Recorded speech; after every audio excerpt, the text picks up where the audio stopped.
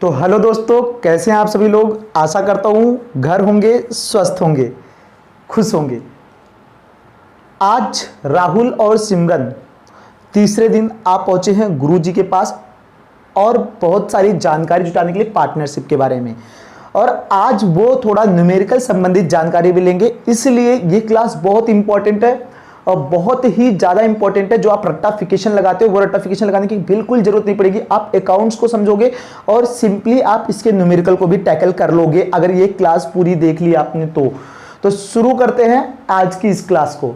देखो, गुरु जी से जब वो पूछते हैं कि सर हमें पार्टनरशिप के बारे में और जानकारी दो, तो गुरुजी बोलते हैं सबसे पहले हम पार्टनरशिप के नेचर के बारे में समझते हैं। पार्टनरशिप का नेचर दो पॉइंट ऑफ व्यू से देखा जाता है, by accounting point of view और by legal point of view. Accounting point of view क्या कहा जाता है? अकाउंटिंग पॉइंट ऑफ व्यू के द्वारा यह कहा जाता है कि पार्टनर्स और फर्म दोनों क्या है, अलग अलग है, सेपरेट एंटिटी हैं, दोनों अलग माने जाते हैं। जैसे कि तुम दोनों हो, कौन? राहुल और सिमरन। तो यहां पे राहुल को ले लेते हैं, यहां पे सिमरन को ले लेते हैं। जैसे तुम दोनों हो और ये तुम्हारी क्या है, फर्म है। ये तुम्हारी क्या है, फर्म है, ठीक है। R&S कंपनीज का नाम रख लेते हैं। तो अगर तुम फर्स्ट पर्सन हो और सिमरन सेकंड है, तो इसी तरीके से जैसे तुम व्यक्ति कहे जाते हो वैसे फर्म भी एक आर्टिफिशियल पर्सन माना जाएगा, ठीक है, आर्टिफिशियल व्यक्ति माना जाएगा और ये थर्ड पर्सन है। तो अगर देखा जाए अकाउंटिंग पॉइंट ऑफ व्यू से तो पार्टनर्स अलग पर्सन होते हैं और फर्म अलग पर्सन होता है। लेकिन लीगल पॉइंट ऑफ व्यू से, bye legal point of view, partners और फर्म दोनों अलग अलग नहीं होते हैं। दोनों अलग अलग नहीं होते हैं। क्यों नहीं होते हैं? क्योंकि अगर आपके फर्म के नाम पर आपने कोई धोखेबाजी की है तो ये आपकी पर्सनल प्रॉपर्टी से क्लेम किया जाएगा, आपकी पर्सनल प्रॉपर्टी से वो पूरा डेट चुकता किया जाएगा। इसलिए कभी भी पार्टनर्स और फर्म अलग अलग नहीं होते। हाँ, आप अकाउंटिंग मेंटेन करने के लिए पार्टनर्स और फर्म को क्या माना जाता है, अलग अलग माना जाता है। लेकिन लीगल पॉइंट ऑफ व्यू से पार्टनर्स और फर्म अलग अलग नहीं होते हैं। अगर फर्म को कोई हानि हुई, नुकसान हुआ और वो अपने मतलब क्रेडिटर्स का पैसा चुकता नहीं कर पाया तो वो क्रेडिटर्स पार्टनर्स के पर्सनल प्रॉपर्टी से क्लेम कर सकते हैं। इसीलिए पार्टनर्स की पर्सनल प्रॉपर्टी से अगर क्लेम करके कोई उधार चुकता किया जाए तो ऐसी चीज को ही हम अनलिमिटेड लायबिलिटी कहते हैं। जब उसके घर तक, बिजनेस को छोड़ करके उसके घर तक मामला पहुंच जाता है कि घर से भी रिकवरी हो सकती है। तो यहां पर याद रखो, पार्टनरशिप में जो पार्टनर्स होते हैं उनकी लायबिलिटी अनलिमिटेड होती है। क्लियर है? तो सबसे पहली चीज। दूसरी चीज, अकाउंटिंग पॉइंट ऑफ व्यू से पार्टनर्स और फर्म क्या होते हैं, अलग अलग होते हैं। ये चीज डिक्टेट करते हैं गुरुजी। अच्छा, तो यहां पर फंडामेंटल ऑफ पार्टनरशिप के अंदर कौन कौन से अकाउंट्स मेंटेन किए जाने हैं? तो यहां पर दो अकाउंट्स मेंटेन किए जाने हैं। कौन कौन से? P&L एप्रोप्रिएशन अकाउंट और पार्टनर्स कैपिटल अकाउंट। देखो, P&L एप्रोप्रिएशन अकाउंट जो होगा वो फर्म के पॉइंट ऑफ व्यू से मेंटेन किया जाता है। कौन सा अकाउंट? P&L appropriation. और पार्टनर्स के पॉइंट ऑफ व्यू से पार्टनर्स कैपिटल अकाउंट बनाया जाएगा, क्योंकि अकाउंटिंग पॉइंट ऑफ व्यू से फर्म और पार्टनर्स अलग है। तो फर्म की अलग अकाउंटिंग बनेगी क्योंकि फर्म को भी एक आर्टिफिशियल पर्सन माना जाएगा, और पार्टनर्स की अलग अकाउंटिंग बनेगी, ठीक है, अलग अकाउंट मेंटेन किया जाएगा। तो फर्म का क्या है? P&L एप्रोप्रिएशन अकाउंट, और पार्टनर्स का क्या है? Partners capital account. क्लियर? तो चलो शुरू करते हैं न्यूमेरिकल के कॉन्सेप्ट को। और यहां समझना, देखो सिंपली सब चीज इरेज कर दो माइंड से, एकदम ध्यान से बैठ जाओ। हो सके तो कॉपी और पेन ले लो, जिससे कि ये सारी चीजें अपने कॉपी में नोट डाउन कर लो और वीडियो को बहुत ध्यान से देखना। देखो,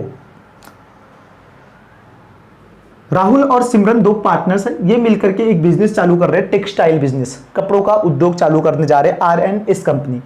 देखो, बिजनेस को चालू करने के लिए राहुल और सिमरन, सिंपल सी बात है कि ये क्या करेंगे, कैपिटल लगाएंगे। हम अकाउंट्स को समझेंगे, अकाउंट्स कैसे मेंटेन किया जाता है, P&L एप्रोप्रिएशन अकाउंट कैसे बनाया जाएगा, पार्टनर्स कैपिटल अकाउंट कैसे बनाया जाएगा, क्यों कोई चीज डेबिट या क्रेडिट होती है, तो ये सब चीजें हम समझेंगे। तो इसलिए बहुत ध्यान से समझना। देखो भाई, ये दोनों लोग क्या करेंगे, शुरू में पैसे लगाएंगे, जिसे हम क्या कहते हैं, कैपिटल। बिजनेस के अंदर पैसा लगाएंगे। भाई राहुल मान लेता हूं लगा लेता है 1 लाख रुपए, और वहीं पे सिमरन लगा देती है 2 लाख रुपए।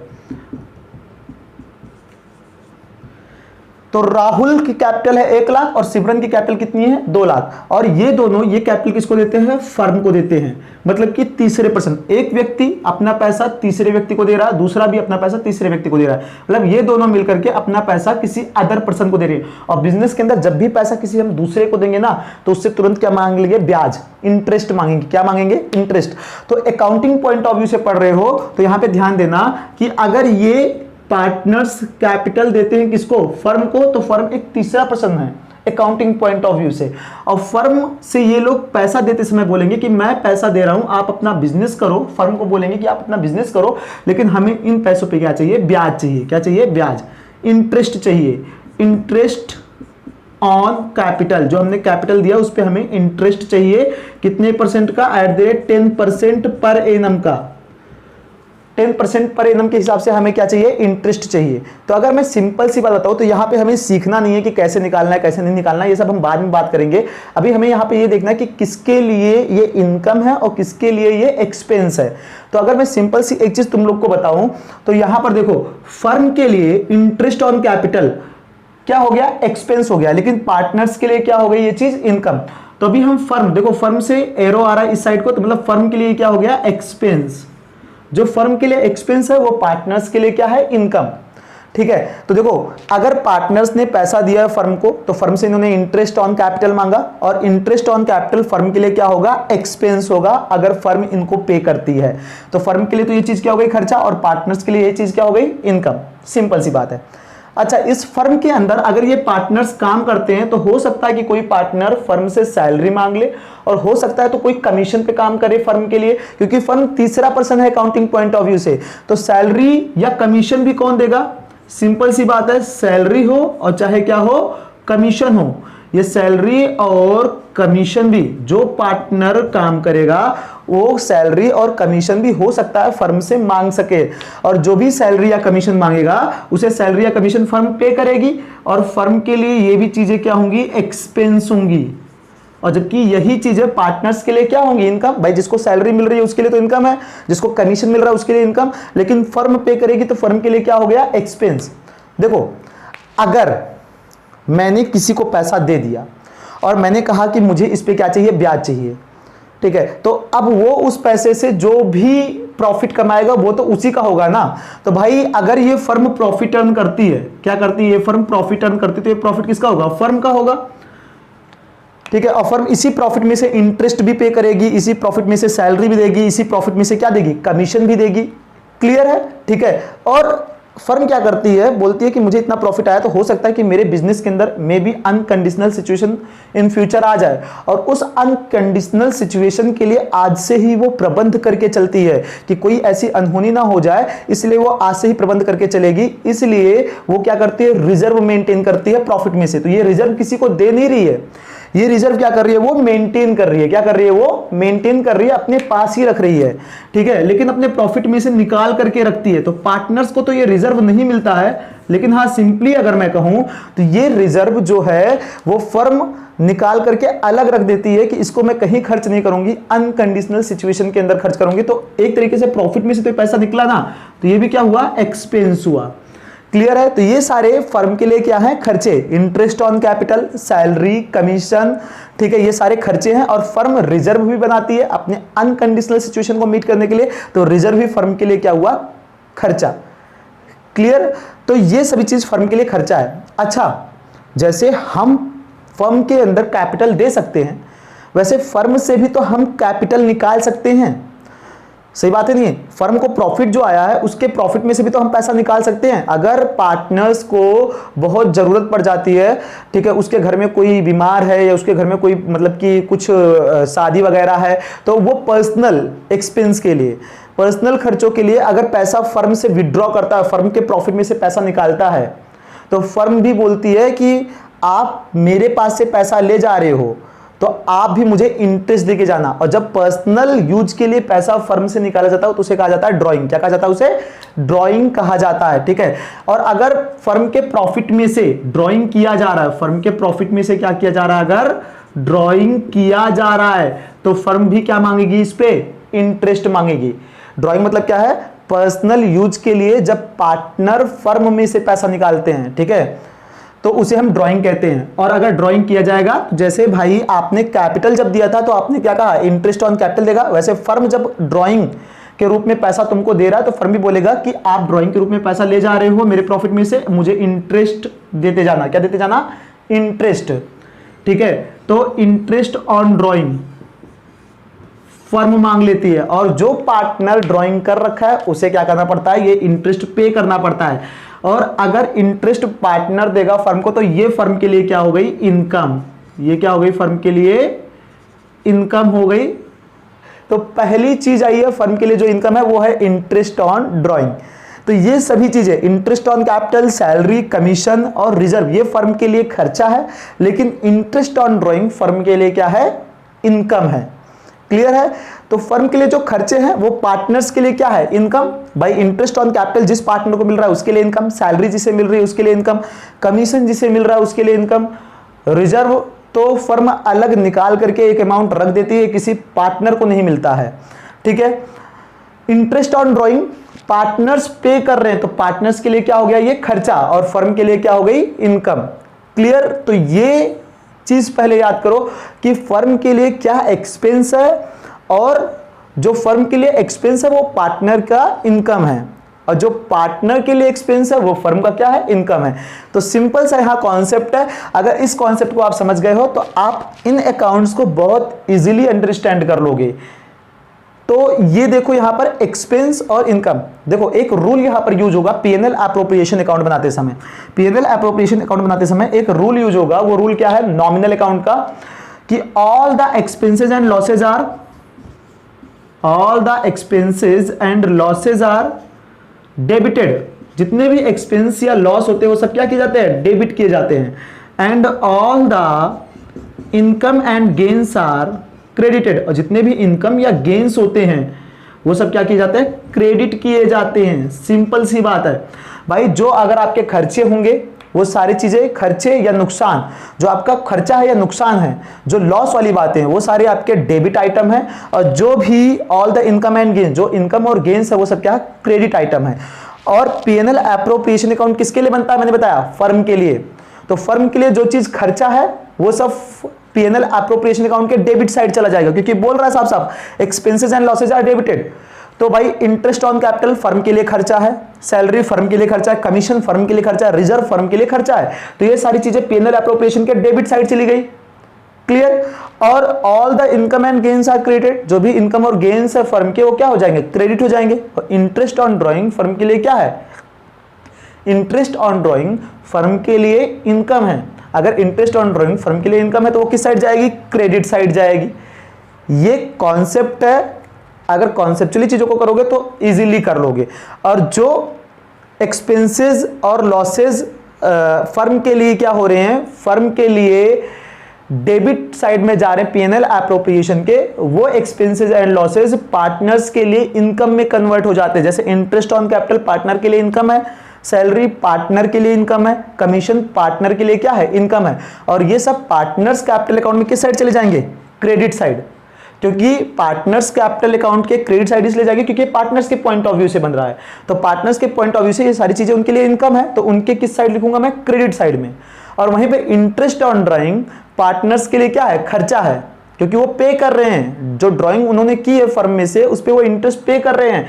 और अगर पार्टनर्स के लिए खर्चा है तो पार्टनर्स कैपिटल अकाउंट में कहां चली जाएगी, डेबिट साइड। तो ये अगर कहा जाता है कि अकाउंटिंग पॉइंट ऑफ व्यू से पार्टनर्स और फर्म अलग अलग है तो इनका कुछ मतलब है, और वो मतलब तुम्हारा पूरा कॉन्सेप्ट बिल्डिंग के अंदर रखा गया है। ठीक है। और इसीलिए तुम साफ साफ इन सब चीजों को देखते हो। तो ये एक पूरा का पूरा तुम्हारा न्यूमेरिकल पोर्शन का कॉन्सेप्ट बिल्डिंग क्लास था, जहां पर आपने ये सब चीजें देखी। हाँ, अब हम कुछ बातें और समझ लेते हैं जो थ्योरेटिकल पोर्शन से संबंधित है, जो अभी बाकी और अधूरी रह गई हैं, जो गुरुजी ने अभी तक राहुल और सिमरन को नहीं बतलाया है। तो उन बातों को भी हम समझ लेते हैं, और उसके बाद हम नेक्स्ट वीडियो से न्यूमेरिकल पोर्शन को एक एक करके सॉल्व करने लगेंगे और सीखने लगेंगे। लेकिन ये क्लास बहुत महत्वपूर्ण है अगर आगे आपको करना है चीजों को इजी और आसान। देखो, अभी न्यूमेरिकल संबंधित बहुत सारी बातें आप लोगों ने देखा, कि क्या खर्चे हैं और क्या इनकम है फर्म के लिए या पार्टनर्स के लिए। तो ये सभी जो कॉन्सेप्ट्स हैं इनको माइंड में रखना। मैंने सिंपली तुम्हें बताया कि दो पार्टनर हैं, राहुल और सिमरन, और इनका एक फर्म है जिसका नाम क्या है, R&S कंपनी। और ये दोनों क्या करते हैं, सबसे पहले राहुल और सिमरन कैपिटल के रूप में पैसा देते हैं किसको, फर्म को। तो अगर ये कैपिटल के रूप में पैसा देते हैं फर्म को, तो फर्म से क्या मांग लेते हैं, इंटरेस्ट ऑन कैपिटल। तो फर्म इन्हें क्या करता है, इंटरेस्ट पे करता है, जो कि फर्म के लिए क्या होता है, खर्चा होता है, और पार्टनर के लिए क्या होता है, इनकम। फिर मैंने बताया अगर कोई पार्टनर सैलरी पे काम कर रहा है तो उसे फर्म सैलरी देगी, तो फर्म के लिए खर्चा हुआ, पार्टनर जिस पार्टनर को मिल रहा है तो उसे इनकम। कमीशन पे यदि कोई पार्टनर काम करता है इसके अंदर तो उसे कमीशन मिलेगा, फर्म के लिए फिर खर्चा हुआ, और पार्टनर जिसको भी मिल रहा है उसके लिए इनकम। और ऐसे ही रिजर्व बनाती है फर्म, जो फर्म किसी पार्टनर को नहीं देती है, अलग बचा करके रखती है, और किसी भी अनकंडीशनल सिचुएशन में क्या करती है, इसको यूज करती है जब कोई अनकंडीशनल सिचुएशन आ जाती है। ऐसे जैसे ये फर्म को अगर प्रॉफिट आता है, क्या आता है, अगर प्रॉफिट आता है, और इस प्रॉफिट में से कोई पार्टनर ड्राइंग कर लेता है, इस प्रॉफिट में से, कहां से, प्रॉफिट में से यदि कोई ड्राइंग कर लेता है, ठीक है, अपने पर्सनल यूज के लिए पैसा फर्म के प्रॉफिट में से निकाल लेता है, तो फर्म उससे बोलती है कि आप अब मुझे इंटरेस्ट देना। तो फर्म क्या लेती है इनसे, इंटरेस्ट ऑन ड्राइंग। तो फर्म के लिए हुआ इनकम और पार्टनर्स के लिए हुआ खर्चा, एक्सपेंस। ये सारी बातें हमने देख ली, समझ ली। तो यहां पे मैंने कहा ये जो इंटरेस्ट ऑन कैपिटल है फर्म के लिए है एक्सपेंस, लेकिन पार्टनर के लिए है इनकम। ये फर्म के लिए एक्सपेंस, पार्टनर के लिए जिसको सैलरी मिल रही है उसके लिए इनकम, ठीक है। और यहां पर अगर मैं बोलूं तो कमीशन भी फर्म के लिए एक्सपेंस है, लेकिन जिस पार्टनर को मिल रही है उस पार्टनर के लिए इनकम। रिजर्व फर्म के लिए तो एक्सपेंस है, लेकिन किसी पार्टनर को ये नहीं मिलता है। इंटरेस्ट ऑन ड्राइंग फर्म के लिए इनकम है, लेकिन जो पार्टनर इसे पे कर रहा है उस पार्टनर के लिए एक्सपेंस है। क्लियर है। और हाँ, इन सबके अलावा क्या और कुछ चीजें हैं जो न्यूमेरिकल में छूट रहे हैं? हाँ है, कुछ चीजें हैं जो न्यूमेरिकल कॉन्सेप्ट्स में छूट रहे हैं, जैसे लोन है, ठीक है, और वहीं पर मैनेजर कमीशन है, रेंट है, ये तीन बातें हैं। लेकिन interest on loan, manager commission, rent, ये हमारे 12th का कॉन्सेप्ट है ही नहीं। इंटरेस्ट ऑन लोन, जैसे ये मान लेता हूं एक फर्म है, फर्म को जरूरत पड़ गई पैसों की और अधिक, तो फर्म बैंक के पास अप्रोच करेगी लोन के लिए। जब बैंक के पास अप्रोच करेगी तो उसे बैंक एक टाइम बोलता है कि आप ये डॉक्यूमेंट्स लेकर के आओ, और 15 दिन का प्रोसेसिंग टाइम चाहिए, ठीक है, आपको ये चार्जेस वगैरह जमा करने पड़ेंगे, सबमिट करने पड़ेंगे, ठीक है, आपको अपना एनुअल जो रिपोर्ट है वो सबमिट करना पड़ेगा, बहुत सारे मतलब झंझट हैं। और फिर आपका फंड रिलीज किया जाएगा तो 15-20 दिन का टाइम चाहिए हमें। तो इन सब झंझट से बचने के लिए फर्म कहता है कि अगर तुम दोनों में से किसी पार्टनर के पास यदि कोई पैसा है लोन के रूप में तो वो मुझे दे सकता है। मान लेता हूं सिमरन क्या करती है, फर्म को लोन के रूप में, किस रूप में, लोन, वहां साफ साफ मेंशन होगा कि लोन के रूप में यदि पैसा देती है किसको, फर्म को। अगर लोन के रूप में पैसा देती है फर्म को, तो ये फर्म क्या करेगी, इसे इंटरेस्ट पे करेगी। क्या करेगी, इंटरेस्ट ऑन लोन। कौन पे कर रहा है, फर्म। तो फर्म के लिए क्या है, खर्चा है, ठीक है। और अगर ये फर्म किसी पार्टनर की बिल्डिंग में रेंट पर काम कर रहा है, किसी पार्टनर की बिल्डिंग पे, अगर मान लेता हूं कि राहुल के बिल्डिंग में इस फर्म ने रेंट ले रखा है, तो ये फर्म क्या करेगी, इसको रेंट भी चुकता करेगी। क्या करेगी, इसको रेंट भी चुकता करेगी। अगर ये राहुल की जगह किसी अदर के बिल्डिंग में लेता तब भी तो रेंट चुकता करता ना। तो इंटरेस्ट ऑन लोन और रेंट। और अगर इसका कोई मैनेजर है और वो मैनेजर क्या ले रहा है, कमीशन ले रहा है। क्या ले रहा है, कमीशन। तो मैनेजर का कमीशन, ये तीन बातें एक्चुअल में तीनों ना, इंटरेस्ट ऑन लोन, रेंट और मैनेजर्स कमीशन। पार्टनर्स तो है नहीं, मैनेजर है। देखो अब बहुत ध्यान से समझना मेरी बात को। लोन अगर ये बैंक से लेती तो क्या बैंक फर्म को लॉस आता तो छोड़ देती है क्या? बैंक तो अपना इंटरेस्ट लेगी ही लेगी ना, चाहे तुम्हें प्रॉफिट है और चाहे तुम्हें क्या है, लॉस है। तो इसी तरीके से ये जो लोन होता है, ठीक है, या रेंट होता है, भाई अब आप कमाओ और चाहे ना कमाओ, मकान मालिक रेंट छोड़ने वाला नहीं है, रेंट तो वो लेगा ही लेगा, ये कंपलसरी हो जाता है। तो चाहे फर्म को प्रॉफिट आए और चाहे लॉस आए, फर्म इंटरेस्ट ऑन लोन देना ही देना पड़ेगा, रेंट को भी देना ही देना पड़ेगा। तो इंटरेस्ट ऑन लोन और रेंट ये दोनों क्या होते हैं, चार्ज होते हैं, चार्ज अगेंस्ट प्रॉफिट कहा जाता है। मतलब कि ये कंपलसरी पेमेंट होते हैं। क्या होते हैं, कंपलसरी पेमेंट होते हैं, जिसको प्रॉफिट आए और चाहे क्या है लॉस आए, फर्म इसको देता ही देता है। लेकिन interest on capital, salary, commission, ये फर्म तभी पे करेगा जब फर्म को क्या आएगा, प्रॉफिट। फर्म को क्या आएगा, प्रॉफिट। अगर प्रॉफिट आएगा तभी पे करेगा, अदरवाइज पे नहीं करेगा। हाँ, इंटरेस्ट ऑन ड्रॉइंग फर्म तभी लेता है पार्टनर से जब फर्म को प्रॉफिट आएगा, तभी वो लेगा भी। अच्छा, फर्म को अगर लॉस आया तो इंटरेस्ट ऑन कैपिटल नहीं दिया जाता, सैलरी भी नहीं दी जाती है, कमीशन नहीं दिया जाता है। लॉस आया तो रिजर्व का कोई मतलब बनता ही नहीं है। और लॉस के केस में पार्टनर से इंटरेस्ट ऑन ड्रॉइंग भी नहीं लिया जाता है। सिंपल बात समझ लो। तो अगर प्रॉफिट आता है तो यहां पे मैं सिंपली तुम्हें मेंशन कर देता हूं, यहां एक तरफ प्रॉफिट अगर फर्म को है और दूसरी तरफ क्या है, फर्म को लॉस। ठीक है, प्रॉफिट है तो इंटरेस्ट ऑन कैपिटल दिया जाएगा, लॉस के केस में नहीं। सैलरी है तो इंटरेस्ट ऑन सैलरी है तो प्रॉफिट के केस में दिया जाएगा, लॉस के केस में नहीं। कमीशन प्रॉफिट के केस में दिया जाएगा, लॉस के केस में नहीं।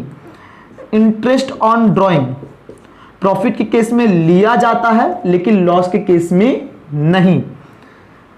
रिजर्व प्रॉफिट के केस में बनाया जाएगा और लॉस के केस में नहीं, या तो यूज करा जाएगा। ठीक है, अच्छा उसके बाद बात करते हैं। तो ये सभी जो बातें हैं, ये सारी बातें ये तो संबंधित है पीएनएल एप्रोप्रिएशन अकाउंट से। कहां से, पीएनएल एप्रोप्रिएशन अकाउंट से, जो पार्टनर्स के बीच में बंटवारा होगा। एप्रोप्रिएशन मतलब होता है बंटवारा, प्रॉफिट और लॉस का जो बंटवारा होगा वो इस तरीके से। हाँ, लेकिन अगर ये है interest on loan, rent, interest on loan और rent, interest on loan profit के केस में भी दिया जाएगा, लॉस के केस में भी दिया जाएगा। रेंट भी प्रॉफिट के केस में दिया जाएगा और लॉस के केस में भी दिया जाएगा, क्योंकि ये दोनों कंपलसरी पेमेंट होते हैं, चार्ज होते हैं, charge against profit. Charge against profit का मतलब हो जाता है कंपलसरी पेमेंट, फिर चाहे प्रॉफिट आए चाहे लॉस आए। और ये एक्चुअल में जो कॉन्सेप्ट है इन दोनों का, और इसके साथ साथ मैनेजर कमीशन, तीसरा क्या है, मैनेजर कमीशन। ये तीनों ही चीजें, इंटरेस्ट ऑन लोन, रेंट और मैनेजर कमीशन। नीचे नहीं जा रहा हूं क्योंकि मुझे नहीं लगता है दिख रहा होगा। तो इंटरेस्ट ऑन लोन, रेंट और मैनेजर कमीशन, ये तीनों ही चीजें पीएनएल अकाउंट के पार्ट है। किसके पार्ट है, तीनों चीजें पीएनएल अकाउंट, जो आपने 11th में पढ़ा है, प्रॉफिट एंड लॉस अकाउंट। ठीक है, वहां का पार्ट है और वहीं पे ये डेबिट हो जाना चाहिए था, लेकिन शायद वहां डेबिट नहीं हुआ। फर्म के नॉर्मल एक्सपेंस होते हैं, जनरल एक्सपेंस होते हैं, और जनरल एक्सपेंस में से ही इनको डेबिट हो जाना चाहिए था। और फर्म का जो नेट प्रॉफिट बचता है, उस नेट प्रॉफिट के बाद ही शुरुआत होती है पीएनएल एप्रोप्रिएशन अकाउंट की। मतलब पीएनएल अकाउंट में सारे खर्चे जो जनरल एक्सपेंसेस होते हैं, इलेक्ट्रिसिटी बिल हो गया, ठीक है, मैनेजर का कमीशन हो गया, रेंट वगैरह, इंटरेस्ट ऑन लोन, ठीक है, ये सारी चीजें, सारे जनरल एक्सपेंस निकालने के बाद जो नेट प्रॉफिट बचता है, वो नेट प्रॉफिट पार्टनर्स के बीच में डिस्ट्रीब्यूट होता है। और वही नेट प्रॉफिट को डिस्ट्रीब्यूट करने के लिए हम क्या बनाते हैं, पीएनएल एप्रोप्रिएशन अकाउंट बनाते हैं।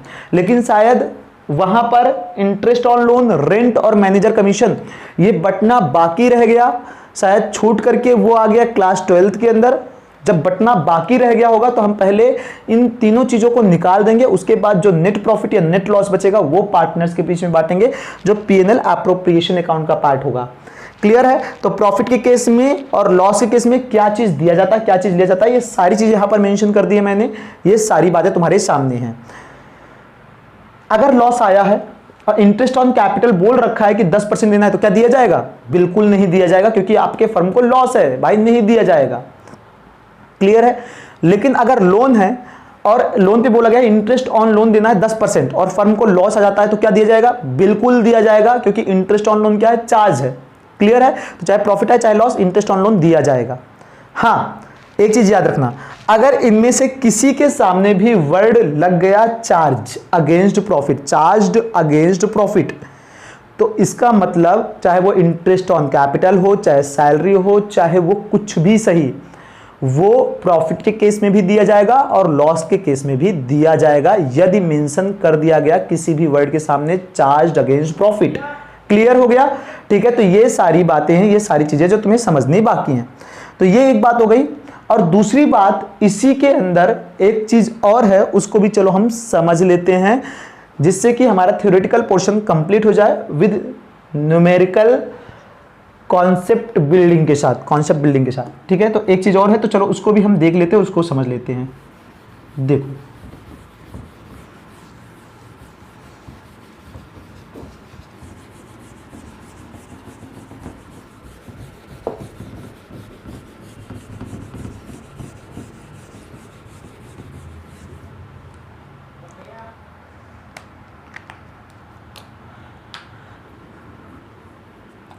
सिंपली मैं तुम लोग को एक चीज और बताता हूं, ठीक है, कि यदि पार्टनरशिप डीड प्रेजेंट है या पार्टनरशिप डीड एब्सेंट है, तो देखो, in absence of partnership deed, अगर पार्टनरशिप डीड एब्सेंट है, मतलब रिटन एग्रीमेंट यदि नहीं बना हुआ है, अगर रिटन एग्रीमेंट नहीं बना हुआ है, तो एक चीज याद रखना, इंटरेस्ट ऑन कैपिटल कभी नहीं मांग सकते हो, ना कभी दिया जाएगा, ठीक है। सैलरी आप नहीं मांग सकते हो, ना ही आपको दिया जाएगा। कमीशन भी आप नहीं मांग सकते हो, आपको दिया भी नहीं जाएगा, in absence of partnership deed, अगर रिटन एग्रीमेंट नहीं बना है। इंटरेस्ट ऑन ड्रॉइंग भी आपसे नहीं लिया जा सकता है, ठीक है। अगर रिटन होगा interest on capital, salary, commission, interest on drawing के बारे में, तभी ये सारी चीजें दी या ली जाती हैं, अदरवाइज नहीं। अगर पार्टनरशिप डीड एब्सेंस है, तो आप इंटरेस्ट ऑन कैपिटल फर्म आपको कभी नहीं देगी, सैलरी आपको कभी नहीं देगी, कमीशन आपको कभी नहीं देगी, ना ही आपसे इंटरेस्ट ऑन ड्रॉइंग लेगी। लेकिन हाँ, इंटरेस्ट ऑन लोन, जो इंटरेस्ट ऑन लोन है, वो in absence of partnership deed नहीं भी बना है, तब भी 6% पर एनम के हिसाब से क्या करेगी, आपसे मांगेगी इंटरेस्ट ऑन लोन। अगर पार्टनरशिप डीड बना है, रिटन एग्रीमेंट है कि इंटरेस्ट ऑन लोन 10% लेगी, 15% लेगी, 20% लेगी, तब तो वो लेगी ही लेगी उतना। लेकिन अगर नहीं भी बना है, पार्टनरशिप डीड साइलेंट है, एब्सेंट है, तब भी interest on loan 6% per annum के हिसाब से क्या किया जाएगा, लिया ही जाएगा। क्लियर है। उसके बाद नेक्स्ट चीज क्या है कि प्रॉफिट शेयरिंग, क्या नेक्स्ट टॉपिक है प्रॉफिट शेयरिंग। अगर पार्टनरशिप डीड एब्सेंट है, तो मैंने ऑलरेडी मेंशन कर रखा है कि प्रॉफिट शेयरिंग हमेशा क्या होगा, इक्वल होगा। क्या होगा, इक्वल होगा। सिंपल सा केस है ये। क्लियर। तो ये सारी बातें हैं। अगर पार्टनरशिप डीड एब्सेंट होगा तो इंटरेस्ट ऑन कैपिटल नहीं दिया जाता फर्म की तरफ से, सैलरी नहीं दी जाती, कमीशन नहीं दिया जाता, इंटरेस्ट ऑन ड्रॉइंग नहीं लिया जाता है। लेकिन हाँ, इंटरेस्ट ऑन लोन तब भी दिया जाता है 6% पर एनम के हिसाब से। और प्रॉफिट शेयरिंग क्या होता है, हमेशा इक्वल होता है, पार्टनरशिप डीड एब्सेंट हो या साइलेंट हो। तो आज के लिए इतना ही। मिलेंगे नेक्स्ट क्लास के अंदर, जहां पे हम न्यूमेरिकल कॉन्सेप्ट को समझेंगे और न्यूमेरिकल को आपके स्टार्ट करेंगे, और बहुत इजी तरीके से आप इन सभी चीज़ों को समझ सकते हो। समझ सकता हूं मैं आपकी भावनाओं को, और आप मेरी भावनाओं को समझो। वीडियो को लाइक करके शेयर कर दो अपने दोस्तों के साथ, बतला दो अकाउंट्स हो गई है अब आसान, पढ़े यहां से। मिलते हैं अगले वीडियो में, तब तक के लिए धन्यवाद।